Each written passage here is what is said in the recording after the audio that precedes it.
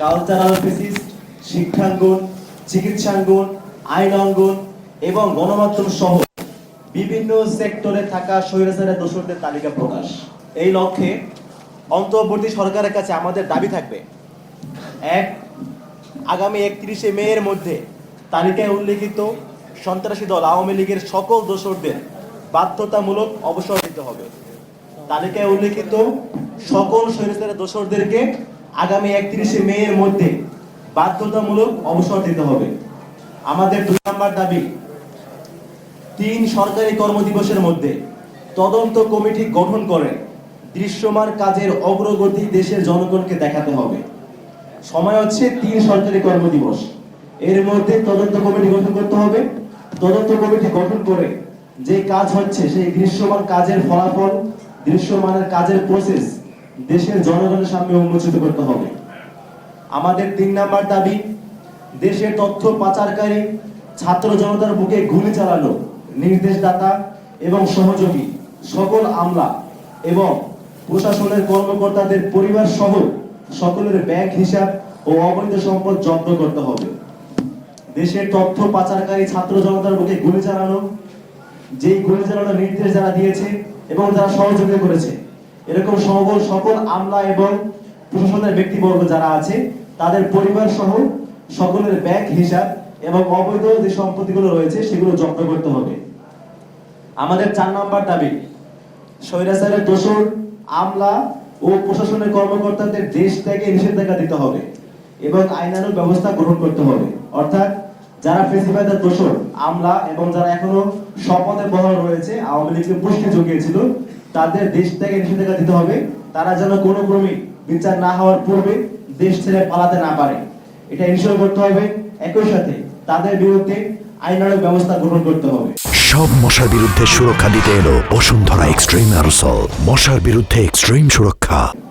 আমাদের 5 নম্বর দাবি, আগামী 36শে জুলাই, সেই সিগনিফিকেন্ট 36শে জুলাই অর্থাৎ 5ই আগস্ট, আগামী 5ই আগস্টের মধ্যে এখনো পর্যন্ত চিহ্নিত সকল স্বৈরাচারের দোষরদের শ্বেতপত্র সরকারি ওয়েবসাইটে প্রকাশ করতে হবে। অর্থাৎ যে তালিকা আমরা প্রকাশ করেছি এবং অন্যরা যে সমস্ত তালিকা প্রকাশ করেছে সবগুলো তালিকা ভেরিফিকেশন করে যারা আসলে স্বৈরাচারের দোষর ছিল তাদেরকে শ্বেতপত্র আকারে সরকারি ওয়েবসাইটে তাদের নামগুলো প্রকাশ করতে হবে।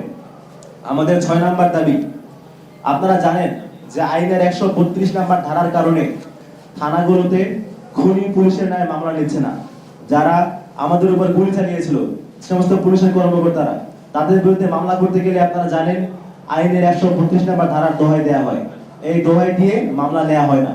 সো আমাদের দাবি হচ্ছে আগামী 31শে মে 2025 এর মধ্যে এই 132 নম্বর ধারাকে বাতিল করতে হবে অথবা সংশোধন করতে হবে, যাতে করে যারা এই গণহত্যায় সহযোগী ছিল, গণহত্যা চালিয়েছে, তাদের বিরুদ্ধে দেশের জনগণ আইনানুগ ব্যবস্থা গ্রহণ করতে পারে।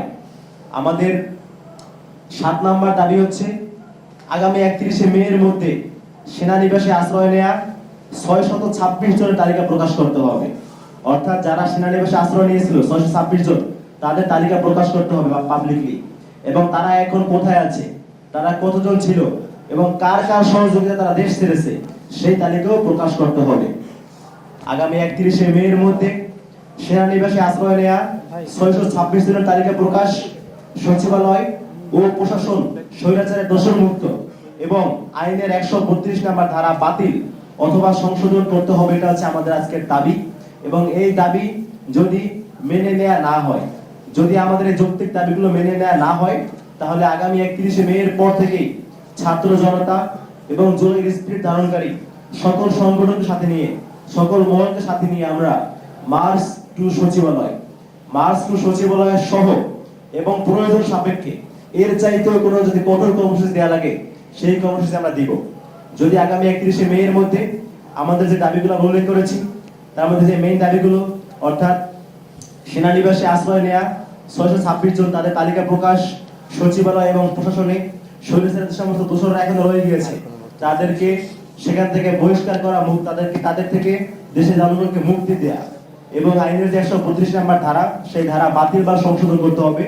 যদি এগুলো না করা হয় তাহলে আগামী 31শে মে এর পর থেকেই আমরা ছাত্র জনতার সাথে আবার মাঠে নামবো এবং আমরা মার্চ টু সচিবালয় দিব এবং যদি প্রয়োজন হয় এর চাইতেও কোনো ক্ষুদ্র কর্মসূচি দেওয়া লাগে সেটিও আমরা দিব এবং সকলকে সাথে নিয়ে আমরা জুলাইয়ের স্পিরিটকারী জুলাইয়ের স্পিরিট ধারণকারী সংগঠন জুলাই ঐক্য আমরা জুলাইকে সম্মিলিত রাখবো ইনশাআল্লাহ।